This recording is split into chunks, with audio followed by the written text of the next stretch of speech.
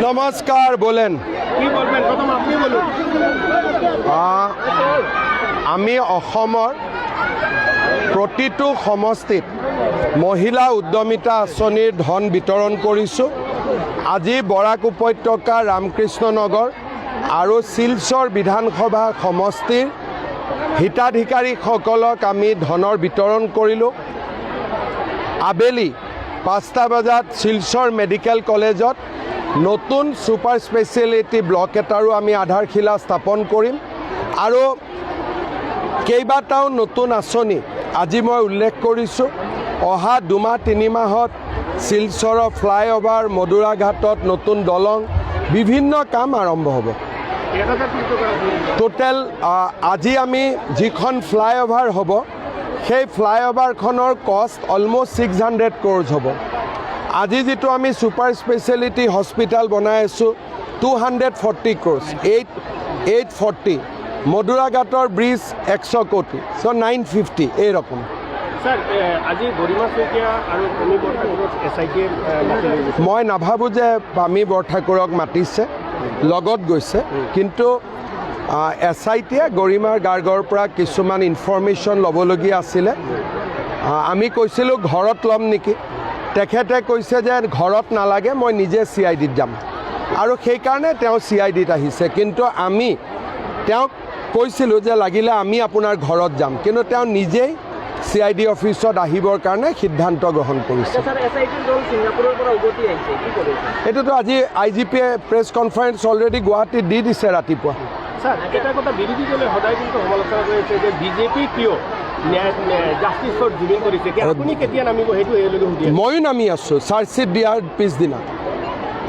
যিদিনাখন চাৰ্জশ্বিট দিম তাৰ পিছদিনা ন্যায়ৰ কাৰণে ময়ো নামিম ৰাস্তাত, কাৰণ ন্যায়টোতো ন্যায়ালয়ে দিব। মইতো মুখ্যমন্ত্ৰীয়ে, মইতো চিফ জাষ্টিছ নহয়।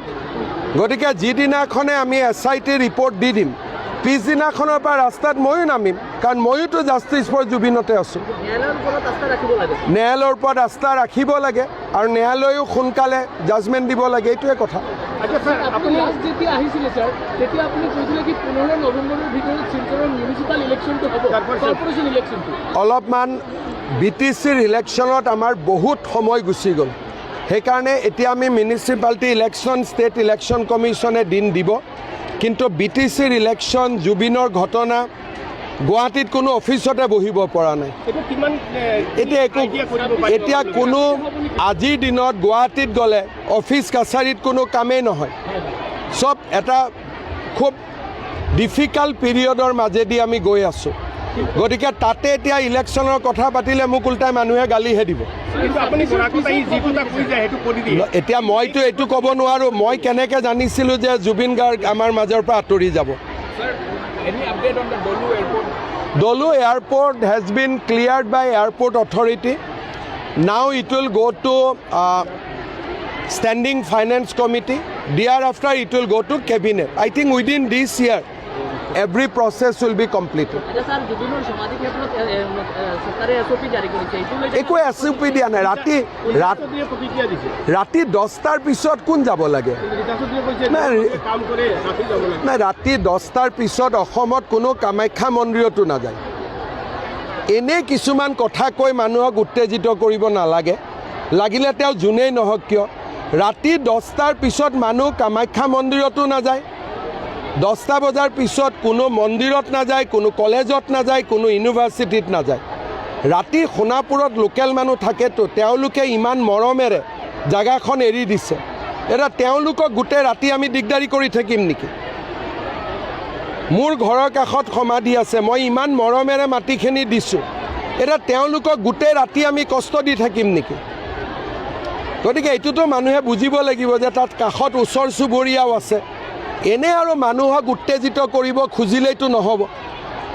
মই ৰীতা চৌধুৰীৰ বক্তব্যটো দেখিছোঁ, মোৰ ভাল লগা নাই কথাখিনি, কাৰণ তেওঁ আকৌ কৈছে ইয়াৰ পৰা মানসিক বেয়া হ'ব, ৰাস্তাত নামি আহিব। তাৰমানে ইনডাইৰেক্টলি মানুহক উত্তেজিত কৰি আছে, আৰু আমি উত্তেজিত কৰিব বিচৰা সকলোৰে বিৰুদ্ধে চৰকাৰ কঠোৰ হ'ব। ৰাতিপুৱা 6টাৰ পৰা 10টা, ইমান সময় আছে, আৰু সময় লাগিব। মানুহ প্লেনেটৰিয়ামত নাযায়, ইউনিভাৰ্চিটিত নাযায়, সায়েন্স মিউজিয়ামত নাযায়, কামাখ্যা মন্দিৰত নাযায় ৰাতি 10টাৰ পিছত কোন যাব তাৰ ওচৰ চুবুৰীয়া ল'ৰাবিলাকে পঢ়িব নালাগিব সিহঁতি কি পঢ়া শুনা কৰিব নালাগিব সিহঁতৰোতো এটা জীৱন আছে যোনে মাটিখিনি মৰমত দিলে গতিকে চৰকাৰে উত্তেজিত কৰিব পৰা শক্তিবিলাকৰ বিৰুদ্ধে কঠোৰ হ'ব একমাহ মই মনে মনে আছিলোঁ তাৰ মানে এইটো নুবুজায় ভূপেন হাজৰিকা সমাধিটোতো 10টা বজাৰ পিছত কোনো নাযায় এইবিলাক অসমত কি নতুন নতুন নিয়ম আৰম্ভ কৰিব খুজিছে জুবিনে জীয়াই থাকোঁতেতো কেতিয়াও কোৱা নাছিল যে ভূপেন হাজৰিকাৰ সমাধিটো ৰাতি 10টাৰ পিছত মুকলি কৰি দিয়ক যি কথা জুবিনে কোৱা নাছিল সেই কথা আমি কিয় কওঁ